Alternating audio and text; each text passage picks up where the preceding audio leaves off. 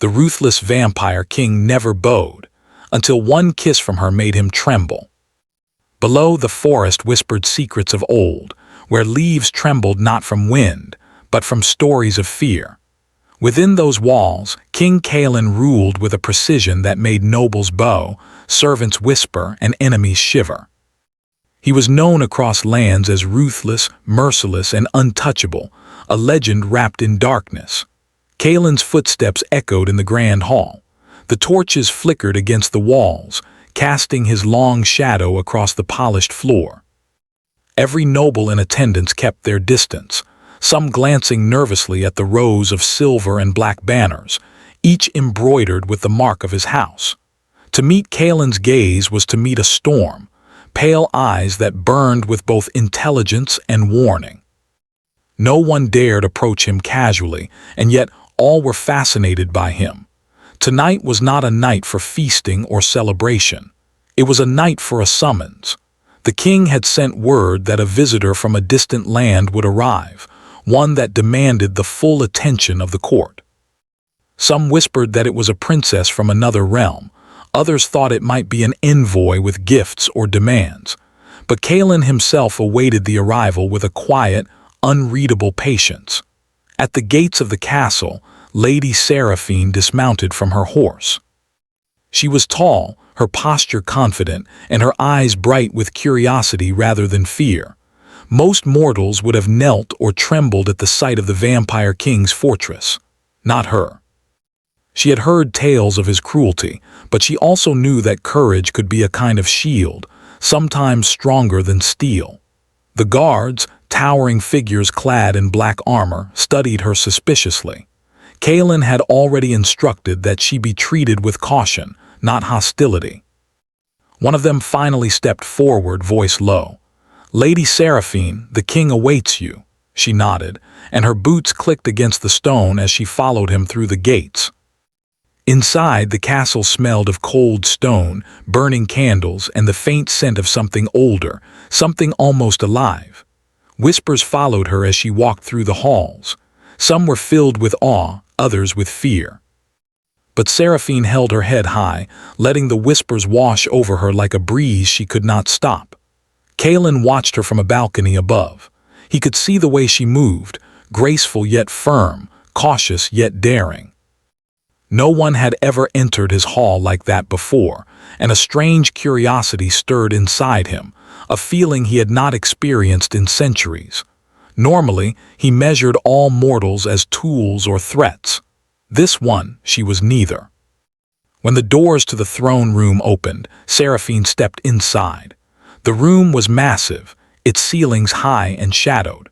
Torches flickered along the walls, illuminating the rows of nobles seated along the edges. At the far end, Kaelin sat upon his throne, a figure carved of darkness and authority. His gaze met hers immediately, pale eyes intense and unyielding. "Lady Seraphine," his voice was smooth, low, and commanding. "You honor my court with your presence." Seraphine bowed politely, but her eyes never wavered. "Your Majesty," she said clearly, "I come on behalf of my people. I seek an alliance, one that will benefit both our lands." Kaelin studied her, noting the firmness in her tone. Most mortals would have faltered under his stare. Most mortals would have crumbled at the weight of his presence. She did not. "Bold," Kaelin murmured, a hint of amusement flickering across his face. "You speak of alliances as if you understand power." "Tell me, Lady Seraphine, do you know what it costs to trust in me?" "I trust in truth, not fear," she replied softly. Her words hung in the air, clear and unafraid. The nobles shifted uncomfortably, but Kaelin leaned back, his expression thoughtful. He stood, moving down the steps of the throne slowly, his movements precise, almost predatory. He stopped just a few feet from her. The tension between them was sharp, like steel against steel. "Very well," he said finally. "Let us see if your courage matches your words." The court watched silently as Kaelin dismissed the nobles, leaving only Seraphine and his closest guards. The room seemed to shrink, shadows gathering like dark clouds. Kaelin gestured toward the garden doors, which led to a secluded courtyard, hidden from view of the castle. "Walk with me," he said. Seraphine followed, stepping into the moonlight. The garden was alive with night-blooming flowers, their pale petals almost glowing in the silver light. The air smelled faintly of roses and dew, and the night was so still that even the smallest sound seemed loud. Kaelin paused near a fountain, the water shimmering as it caught the moon. "You are not afraid," he said quietly, almost a whisper. "Why is that?" Seraphine looked at him evenly. "Because I have seen fear, and it is not always weakness. Sometimes it is clarity." Kaelin's lips curved in a faint smile, more a shadow than warmth. Clarity, perhaps, or perhaps foolishness. He stepped closer, his presence overwhelming. Seraphine felt her heartbeat quicken, but she did not step back. For a moment, silence passed between them, filled only by the gentle gurgle of the fountain and the rustling of the night. Then Kaelin spoke again, softer this time. "Most mortals break before me. You do not. That is what makes you dangerous and interesting." Seraphine's eyes met his. "Dangerous is relative," she said. "To whom?" Kaelin's smile vanished. For a fleeting moment she saw something behind his eyes, an old pain, a shadow of loss that no mortal could understand. Then he composed himself, the mask of the king returning. "You are clever," he said finally, "and clever mortals often find themselves in trouble."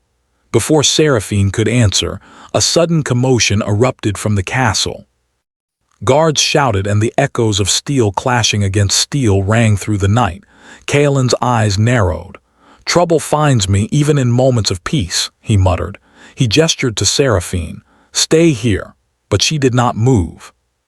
"I will not hide while you fight," she said firmly. Kaelin studied her, weighing the danger she was willing to face. He saw in her a courage that mirrored his own, a willingness to face what others fled from.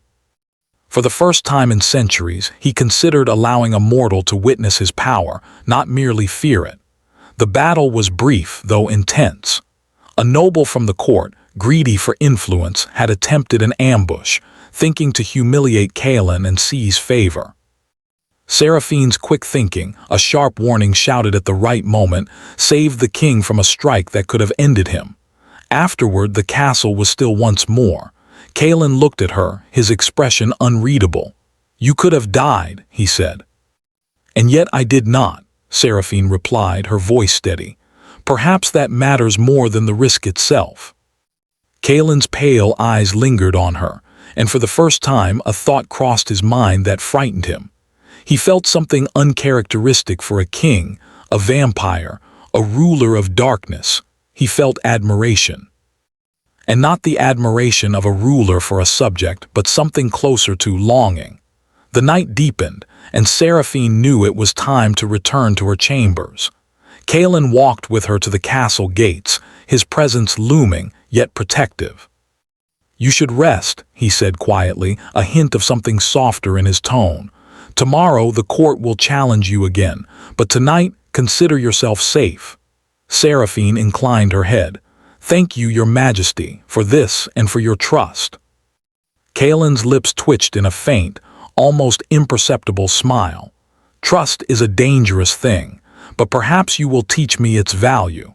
As she rode back through the moonlit forest, Seraphine could not shake the feeling that something had shifted within the king.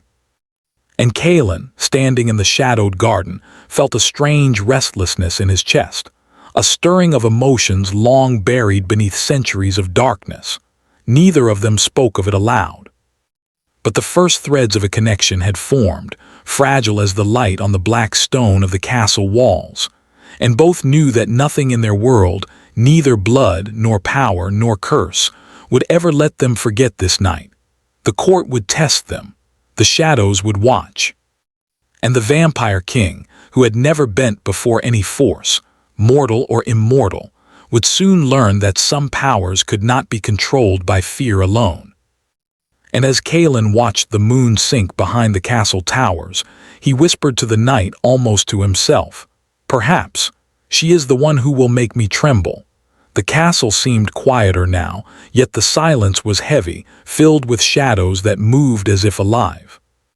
Lady Seraphine walked through the halls with a mix of caution and resolve. Every step echoed softly against the cold stone, reminding her that she was in a world where even the smallest misstep could be deadly. Yet she did not waver. Kaelin had called for her once more, requesting her presence in a private part of the castle, a wing seldom visited, filled with corridors winding like a labyrinth and rooms long abandoned. The air smelled faintly of old books and dust, a mix that seemed almost sacred. Seraphine's heart beat faster, not from fear but anticipation. She did not know what awaited her, but she felt it would be a moment that mattered. When she entered the chamber Kaelin had prepared, the room was bathed in the soft glow of moonlight pouring through a tall, arched window. A fountain murmured quietly in one corner, surrounded by potted night-blooming flowers whose fragrance was delicate yet strong. Kaelin stood near the window, his pale features sharp against the shadows. "You came," he said, voice low but firm. "I always come when you summon me," she replied. Her gaze swept the room. It was beautiful, serene almost, but she could sense the underlying tension. It was not a place meant for leisure, it was a place for truth. Kaelin's eyes followed hers, and for a moment the world seemed to narrow around them. He stepped closer, the soft rustle of his cloak echoing. "You have courage," he said quietly. "Most would tremble in my presence. But you stand as if the darkness itself cannot touch you." Seraphine met his gaze steadily. "I do not fear the darkness, I fear what it hides, and sometimes the courage to face it is what matters most." Kaelin considered her words. There was wisdom in her tone, a rare understanding that mortals seldom possessed. But more than that, there was something unspoken, something he could not yet name, that stirred within him. "Do you understand," he said slowly, "what it means to be bound by a curse?" Seraphine tilted her head slightly. "A curse?" "Yes," Kaelin said, his voice a shadow of its usual strength. "One that has followed my family for centuries. Love is dangerous for me. To surrender fully, even for a moment, risks everything. Pain, despair, loss. Mortals cannot comprehend it." Seraphine stepped closer, though cautiously. "Then perhaps it is not love you fear, but what it will do to those you care for." Kaelin's lips pressed into a thin line, and for the first time his expression faltered. "Perhaps you are correct," he admitted softly. The honesty startled him. He had not spoken like this to anyone, not in centuries. Mortals could not understand, and immortals had long since retreated into their own pain. Yet here she was, seeing the truth in him, unafraid. Days passed, and Seraphine continued to navigate the castle with a mixture of purpose and caution. The court watched her closely. Rumors began to stir among the nobles. Some said she was a spy. Others whispered that she had bewitched the king with mere presence. Kaelin ignored them all, but he observed every glance, every word, noting how she responded to challenges, how she met fear with resolve. One night, Kaelin led her through the castle to a hidden garden under the moonlight. The air was crisp, and the flowers glimmered with dew. A gentle mist drifted along the paths, giving the place an ethereal feel. He stopped near a small stone bench, his eyes fixed on her. "You are clever, Seraphine," he said, "but clever mortals sometimes fall prey to curiosity. Do you understand the danger you face?" "I understand it," she said calmly, "but danger has a way of teaching lessons that no book or tutor ever could." Kaelin studied her, a faint smile tugging at the corners of his lips. For the first time, he felt a strange sense of admiration mixed with unease. "Your words are bold, and yet there is truth in them. I have not felt this in centuries. Perhaps I am foolish for admitting it, but I find myself drawn to your courage." The wind rustled the leaves above them, carrying a whisper of the past and a hint of what might come. Kaelin's expression darkened slightly, and he looked away, as if struggling with an internal battle. "I am not a man who can surrender to such feelings," he said quietly. "To do so invites pain for both of us." Seraphine reached out a hand, almost instinctively. "Then perhaps it is not surrender we need," she said softly. "Perhaps it is understanding." He turned to her, their eyes meeting. In that moment, time seemed to slow. The court, the castle, the shadows, they all fell away, leaving only the two of them standing in the moonlight. Kalen felt a strange warmth, foreign and unsettling, spread through him. The curse he had lived with for centuries stirred, reacting to emotions he had tried to deny. Pain, longing, fear, and hope collided within him. Before either could speak again, a sudden disturbance shattered the quiet. From the far end of the garden, a figure emerged from the shadows. A woman, elegant and cruel, her presence radiating power. Kalen's eyes narrowed instantly. "Is this the mortal who has captured your attention?" she said, her voice like ice. "How amusing." Seraphine felt the tension immediately. The woman's aura was commanding, filled with a dangerous energy that made the hairs on her arms rise. Kalen moved protectively in front of Seraphine. "This is no place for you," Kalen said sharply. "Leave or face consequences." The woman laughed softly, a sound that carried both mockery and warning. "You cannot hide from what you are, Kalen. Your centuries of power mean nothing if you cannot resist what you desire. This mortal, she is a threat to the balance you have maintained for so long." Seraphine glanced at Kalen, feeling the weight of his struggle. She could see the battle in his eyes, the pull of the curse, the restraint he fought to maintain, and the growing attachment he could not deny. Kalen's hand tightened slightly at his side, but he did not strike. "I will not let you harm her," he said firmly. "Go before I lose my patience." The woman's eyes gleamed. "Very well, but beware, Kalen, desire is a dangerous thing. One kiss, one moment of weakness, and everything you have built could crumble." With that, she vanished into the night, leaving only a chill and a sense of foreboding behind. Seraphine exhaled slowly, trying to calm her racing heart. "Who was she?" she asked. "Someone from a past I thought long buried," Kalen said quietly, his gaze still fixed on the shadows where the woman had stood. "A reminder that no matter how strong I appear, the past has a way of returning." The night stretched on, filled with silence and the distant sound of the castle settling. Seraphine could feel the weight of the encounter pressing upon her. She realized that her presence in Kalen's life had already begun to stir forces she did not yet understand. Over the next days, Kalen and Seraphine continued their cautious alliance. He began to show her parts of the castle few had ever seen.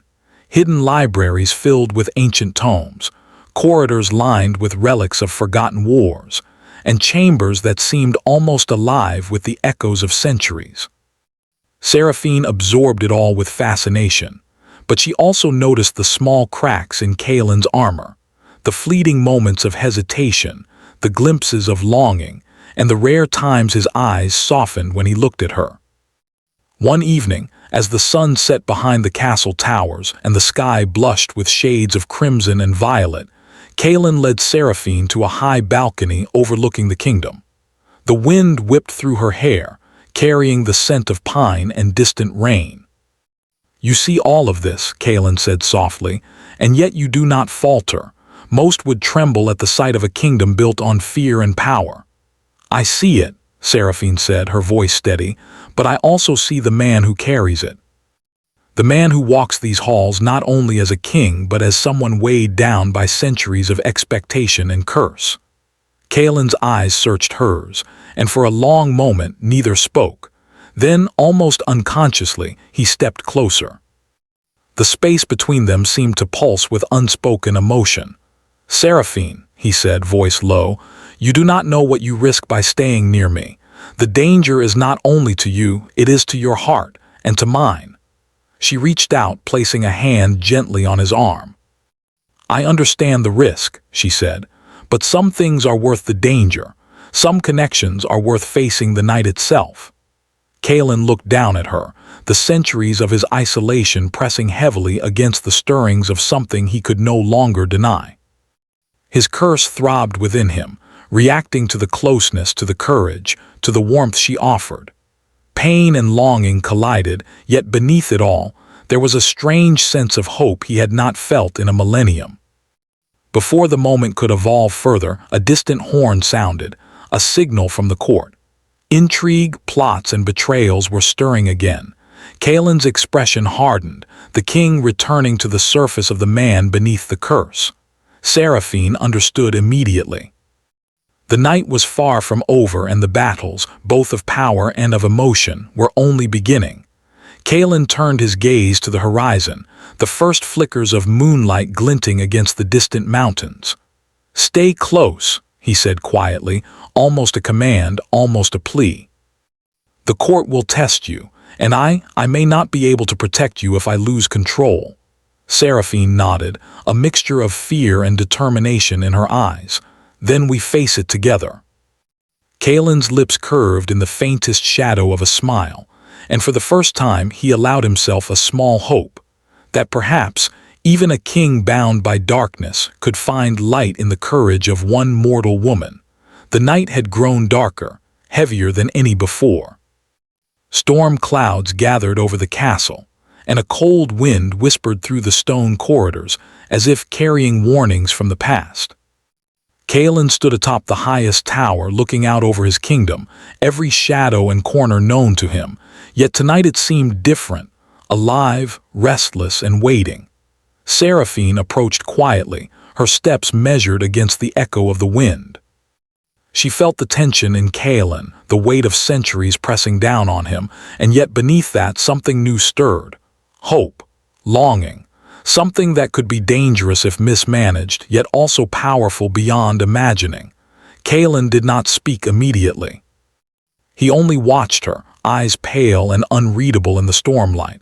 Finally, he said, "The past does not forgive easily. You have seen glimpses, but you do not yet understand the full danger that awaits. The vampire queen, she will return." Seraphine nodded, stepping closer. "I understand the risk, and yet I choose to stand by you. I am not afraid, not when I see what you fight against." Kaelin's gaze softened for a moment, and she noticed a flicker of vulnerability, an emotion he had kept hidden for centuries. The wind tugged at his cloak, making him look more like a shadow of the night than a man, yet she did not falter. Before either could move further, a sound shattered the stillness.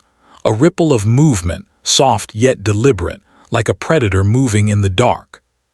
The vampire queen emerged, her presence radiating power, her eyes like ice. "You think you can escape the past, Kaelin," she said, voice sharp and cold. "You cannot. This mortal, she has no idea what she faces, and your heart is not yours to control." Kaelin stepped in front of Seraphine, his form tall, commanding, unyielding. "Leave, or I will ensure you cannot harm her," he said, voice low but edged with steel. The queen's lips curled into a faint smile. "You cannot protect her from what you are. One kiss, one moment of weakness, and everything you have built, everything you have controlled, will crumble. She will be your undoing." Seraphine's heart pounded. She could feel the power emanating from the queen, but she did not step back. Instead, she looked at Kaelin, steady and unwavering. "I will not run," she said. "If danger is here, we face it together." Kaelin felt a surge of emotion, dangerous and unfamiliar. The curse within him, which had always kept love at bay, stirred violently, responding to her courage, her presence, her defiance. Pain mingled with longing, restraint with desire. He had fought it for centuries, but now it demanded attention. The queen moved forward, swift and graceful, and the first clash began, not just of strength but of will.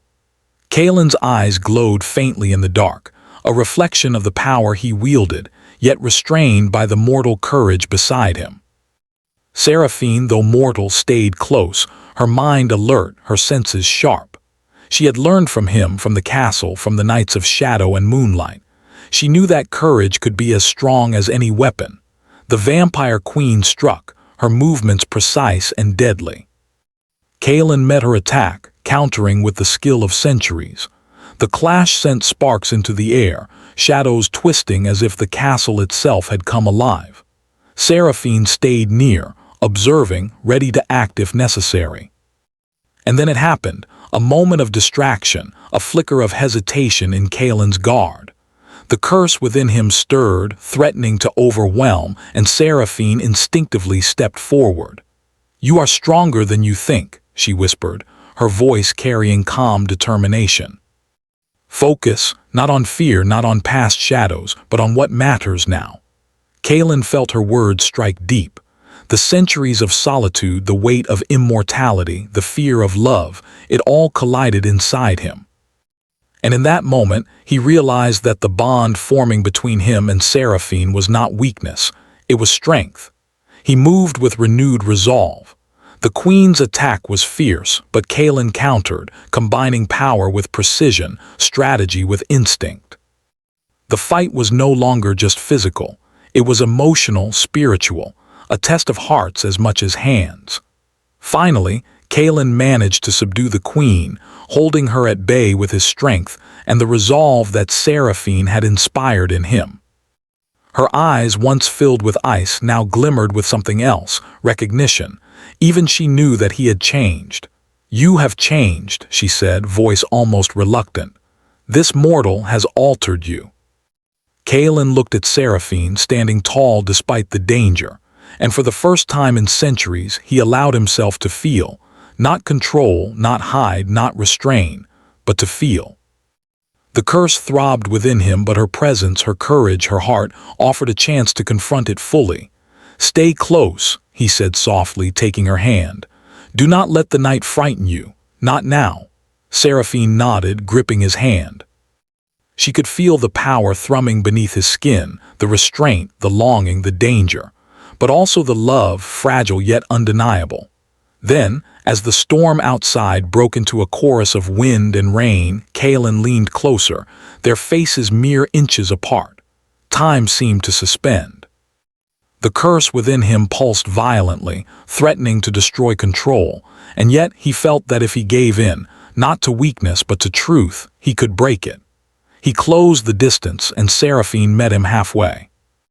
One kiss, gentle, defiant, full of courage and trust, bridged the gap between mortal and immortal, fear and hope, past and future. The moment was electric.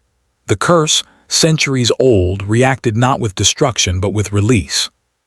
Kaelin trembled, a shiver running through him as the weight of centuries lifted slightly, replaced by something he had never thought possible: human emotion, trust, and love. Pain and longing transformed into connection, fear into understanding. The Vampire Queen, witnessing the moment, recoiled. She understood that her threat had failed. Power alone could not undo what had begun with a kiss born of courage, loyalty, and trust. Kaelin pulled back slightly, eyes searching Seraphine's, the first real vulnerability showing. You have changed me," he admitted, voice low and full of awe. "I never thought it possible." Seraphine smiled, gently resting her hand against his cheek. "And you have given me courage," she said, "to face the night, the danger, and even the impossible. Together we are stronger than any curse or shadow." For a long moment they stood in the rain and moonlight, the storm around them matching the storm within. And yet, despite the darkness, there was peace. A beginning. A possibility that neither had dared to dream of. The castle itself seemed to breathe with relief, shadows retreating into corners, wind settling into calm. Kaelin and Seraphine descended together, walking through the halls where whispers once carried fear. Now, their steps echoed with determination and shared purpose. The court would still watch, still test them, still whisper and scheme. But the bond formed that night was stronger than any fear, more enduring than any power. Kaelin's centuries of solitude had met a courage that matched him, and in that meeting, both were transformed. The Vampire Queen was gone for now, but her warning lingered. Kaelin understood that challenges would come again. Yet he also understood that with Seraphine by his side, no darkness could break them. He had learned that love, even against curses and shadows, could be a force stronger than fear itself. As dawn broke, faint light brushing the black towers with soft hues of silver and rose, Kaelin and Seraphine stood together on the balcony. The kingdom stretched before them, vast, quiet, and waiting.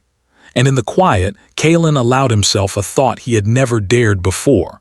Perhaps this mortal woman was more than a companion. Perhaps she was the key to his redemption, his future, and the life he had once thought impossible. Seraphine looked out at the horizon, feeling the weight of the night's events and the promise of what was to come. "We have survived the night," she said softly. "And we will survive what comes next," Kalen replied, his hand finding hers once more. Together. For the first time in centuries, the Vampire King felt not the cold pull of immortality alone, but the warmth of something alive, something fragile and yet unbreakable. Love, courage, and trust had met in a single moment, and the world, even in shadow, seemed wider, brighter, and full of possibility.